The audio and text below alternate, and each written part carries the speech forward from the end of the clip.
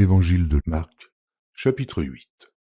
En ces jours-là, une foule nombreuse s'étant de nouveau réunie, et n'ayant pas de quoi manger, Jésus appela les disciples et leur dit : « Je suis ému de compassion pour cette foule, car voilà 3 jours qu'ils sont près de moi, et ils n'ont rien à manger.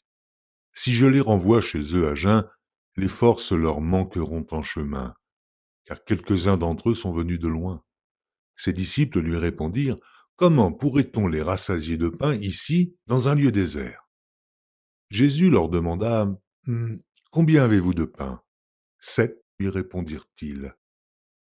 Alors il fit asseoir la foule par terre, prit les 7 pains et, après avoir rendu grâce, il les rompit et les donna à ses disciples pour les distribuer. Et ils les distribuèrent à la foule.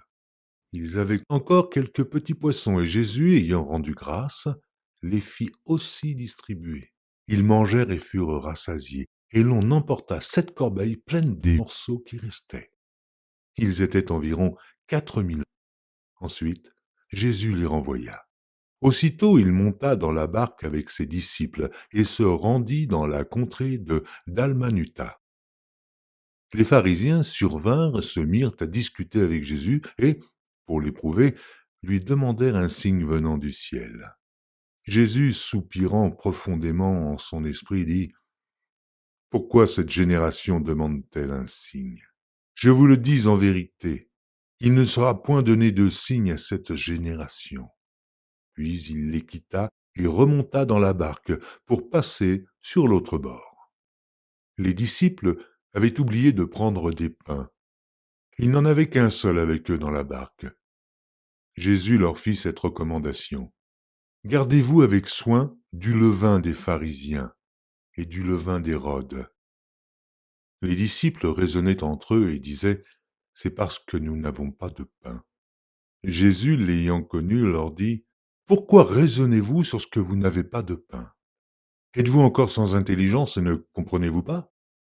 Avez-vous le cœur endurci ? Ayant des yeux, ne voyez-vous pas ? Ayant des oreilles, n'entendez-vous pas ? Et n'avez-vous point de mémoire ? Quand j'ai rompu les 5 pains pour les 5000 hommes, combien de paniers pleins de morceaux avez-vous emportés ? 12, lui répondirent-ils.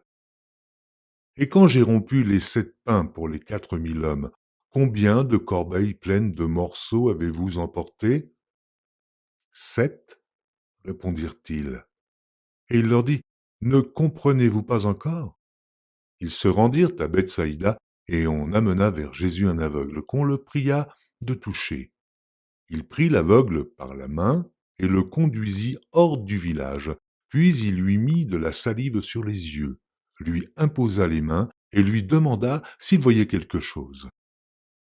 Il regarda et dit : « J'aperçois les hommes, mais j'en vois comme des arbres, et qui marchent. » Jésus lui mit de nouveau les mains sur les yeux, et, quand l'aveugle regarda fixement, il fut guéri et vit tout distinctement. Alors Jésus le renvoya dans sa maison en disant : « N'entre pas au village. » Jésus s'en alla avec ses disciples dans les villages de Césarée de Philippe, et il leur posa en chemin cette question : « Qui dit-on que je suis ? » Ils répondirent : « Jean-Baptiste, les autres Élie, les autres l'un des prophètes. » « Et vous, leur demanda-t-il, qui dites-vous que je suis ? » Pierre lui répondit : « Tu es le Christ. » Jésus leur recommanda sévèrement de ne dire cela de lui à personne. Alors il commença à leur apprendre qu'il fallait que le Fils de l'homme souffrit beaucoup, qu'il fût rejeté par les anciens, par les principaux sacrificateurs et par les scribes, qu'il fût mis à mort et qu'il ressuscita 3 jours après. Il leur disait ces choses ouvertement, et Pierre, l'ayant pris à part, se mit à le reprendre. Mais Jésus, se retournant et regardant ses disciples, réprimanda Pierre et dit : « Arrière de moi, Satan, car tu ne conçois pas les choses de Dieu, tu n'as que des pensées humaines. » Puis, ayant appelé la foule avec ses disciples, il leur dit : « Si quelqu'un veut venir après moi, qu'il renonce à lui-même, qu'il se charge de sa croix et qu'il me suive. Car celui qui voudra sauver sa vie la perdra, mais celui qui perdra sa vie à cause de moi et de la bonne nouvelle la sauvera. Et que sert-il à un homme de gagner tout le monde s'il perd son âme? Que donnerait un homme en échange de son âme? Car quiconque aura honte de moi et de mes paroles, au milieu de cette génération adultère et pécheresse, le Fils de l'homme aussi aura honte de lui quand il viendra dans la gloire de son Père avec les saints anges.